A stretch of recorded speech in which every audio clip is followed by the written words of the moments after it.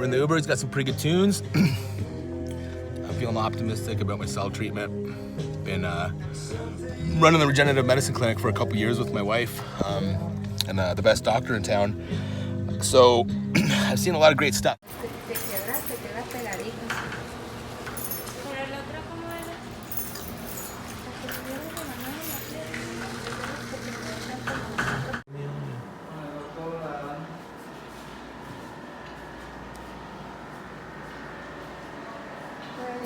Just check it out.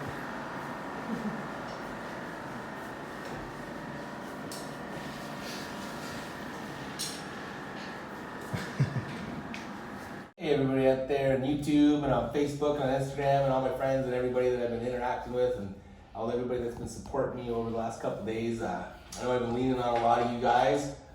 This is the most horrific injury I have ever suffered. Literally sliced my Achilles tendon in half and went up my calf quite a way with the sharp glass. So I've been a little bit traumatized because I'm a bit of an athlete, and well, anybody be traumatized. Nobody likes to get hurt. That's pretty self-explanatory stuff, especially in the middle of a pandemic. Like, it can always be worse, obviously, but right now it's going to be better, okay? Because we're putting some pretty high-speed regenerative medicine into me. Daniel, in order to accelerate his healing procedure, 5 mils of exosomes and 150 millions of stem cells.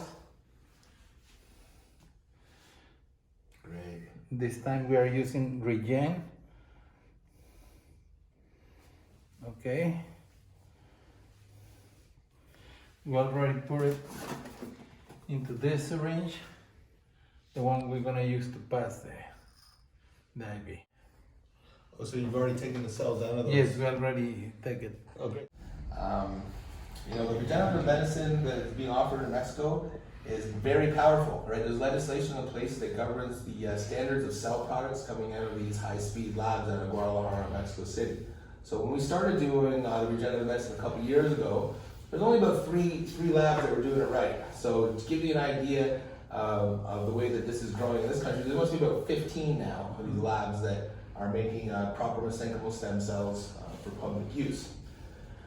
So what I've seen in the past from other people, like some light speed recoveries, orthopedic surgeon, when he was going over my injury, he showed me where they attached the tendon. Like he had a video of my heel open, and he showed where he pulled the tendon down, and then he overlapped. Anyway, he's explaining all this stuff to me, and at first I was just like, it's been on my mind, am I going to be able to squat again and stuff? I'm like, but when he started talking about that, I was like, am I going to be able to walk right? Because he said something about if my toes can't point forward all the way, I might have a step or something. So it's concerning, to say the least. He gave me a 9-month recovery before I could hold my body weight on it. He said I'm going to be up and about around and using it a little bit, like with the goofy stuff, more and more. I think about the 2-month mark. We'll be doing all kinds of painful physio. So I got a journey ahead of me. I'm looking forward to it. I'm optimistic about things. Like I said, I got a lot of good people in the corner. And I'll put regenerative medicine in right now too. And like I said, from my own experience, I've seen how this has helped other people in my clinic in front of my eyes. So I got a lot of faith in what's going to go on here. I'm still stressed out a little bit about the whole gravity of the situation, because it's nobody likes to go backwards, nobody likes to be in pain, and nobody likes to do any of this stuff in the middle of a pandemic because it's hard to operate and everybody's stress is up, and my poor wife has to deal with more of it now. But we're going to stay positive. I talked to my friend Chris Dim this morning, and Chris Dim, he's a paralyzed bodybuilder. He was at the top of his game at IFBB Pro. He had a Weider contract, and he had to fall from grace into a wheelchair because of some terrible shit. He had an open heart surgery and woke up, paralyzed. He went oxygen to death on the operating table. So Chris and I are friends, and I called Chris today for some perspective, and he told me that being happy is a choice. He's like, you can choose, all these choices all day to be happy or not. And, if you want to be sad and stressed out and all the negative emotions and not eat and everything, it's not going to help you recover better, right? Like it's such a holistic approach for a high-speed recovery. They get that's why I put it out of in the lower temperature before. Cells are good. There's so many colonies there. Okay, so you can see the clear tube there is feeding the mesenchymal stem cells into my bate. I don't know if you can check the little, like you can see how it's thick, okay, but there's colonies traveling down the clear tube. As they warm up, that you can't see them, okay, but up here, like we just took it out of the bottles and they were on ice, so they're concentrated. The colonies, or the cells like to colonize when they're cold, and then we put them down here. You can still kind of see them, and then they spread out, and they get into my body, and they go around and start doing their job. Okay, so that video is pretty much done. I'm just laying around the house doing my recovery deal. It's been about 6 days since I had my surgery.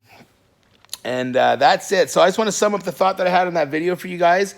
Little food for thought. Stem cells do not do good with unnecessary oxidative stress. All right, so you should ideally be eating good. There's before and after protocols I give people when they come into town. Like ideally, I'm sending them pills for a couple weeks ahead of time, and they're trying to get their system alkaline and free of free radicals as good as possible. And coming in here is clean sponge, ready for these cells to go to work on what we're trying to cheat. Now, I was in an emergency situation that was not possible.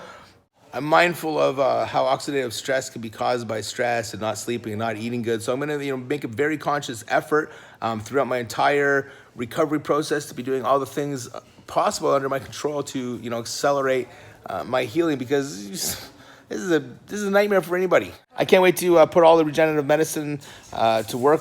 I've already put in the one shot. We're going to do another shot in a month. But we're going to actually inject into the tendon and into the the scar area and stuff. And I'm hoping for 5 months. I'm realistically hoping for about like 10 weeks to 3 months. I'm doing my rehab, and my foot's moving and stuff like that. And then I'm hoping by about 5-6 months I'm in my shoes doing my life. Okay, because they gave me 9, 10, 12 months, something like that, until I'm pushing my the gas pedal on my truck again. So it's up to the doctors to tell us what we can't do, and it's up to us to prove them wrong. Luckily for me, I own a regenerative medicine clinic, and I'm going to get to work, all right? So, Regenamex.com, follow along. Adios.